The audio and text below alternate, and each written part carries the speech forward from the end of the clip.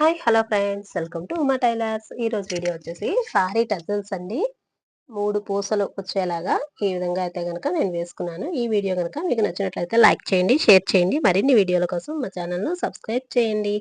ఇగోండి ఇలా రింగులో పూస ఉండేలాగా మనకి టజల్ ఏదైతే ముందుగా ఇలా నేనైతే కనుక రెడీ చేసుకున్నాను. దానికోసం పూసలు అయితే కనుక ఇలా రింగ్ ఒకటి, చిన్న బీడ్స్ అండ్ పెద్ద బీడ్స్ కూడాను పూసలోకి సరిపడే ఉండేలాగానే తీసుకున్నాను. టజల్స్ అయితే ముందుగా నేను చుట్టేసి పెట్టుకున్నాను. ఎంత వెడల్పు కావాలా అన్నది చూసుకొని ఈ విధంగా ముందుగా చుట్టేసి పెట్టుకొని సూదిలో ఒక దారం ఎక్కించి టజల్ లోపల నుంచి ముడి భాగం తీసుకొని ముందుగా చిన్నది ఒకటి బీడ్స్ ఎక్కించుకున్నాను. అలానే పూస మధ్యలో ఉండేలాగా రింగ్ ఒకటి ఎక్కించుకొని పూస మధ్యలో ఇంకో బీడ్ ఉండేలాగా ఇలా ఎక్కించుకున్నాను. ఇవన్నీ చూడండి, ఇలా అయితే గనక వచ్చింది టజల్ అనేది.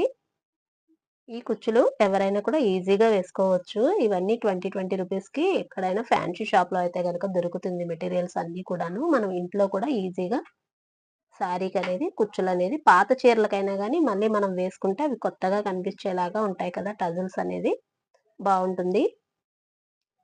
ఇలా కుట్టయితే గనక వేసుకొని 2-3 సార్లు ముడి అయితే కనుక వేసుకున్నాను. ఎందుకంటే త్వరగా ఊడిపోకుండా ఉండటం కోసం. ఇలా దారం చివరికంటే కట్ చేసుకొని సూది దారం ముడి వేసుకొని మళ్ళీ ఏదైతే మనం టజల్ రెడీ చేసామో దానిని ఇలా సూది కింద నుంచి ఇలా తీసుకుంటే ముడి లోపలికి ఉండేలాగా ఒక చిన్న బీడ్ అండ్ ఒక రింగు కూడా ఇలా పెట్టుకొని రింగు మధ్యలోకి ఒక పెద్దది పూస అనేది ఇలా ఈ విధంగా ఉండేలాగా పెట్టుకుని పైకి సూదైతే గనక ఇలా తీసుకున్నాను.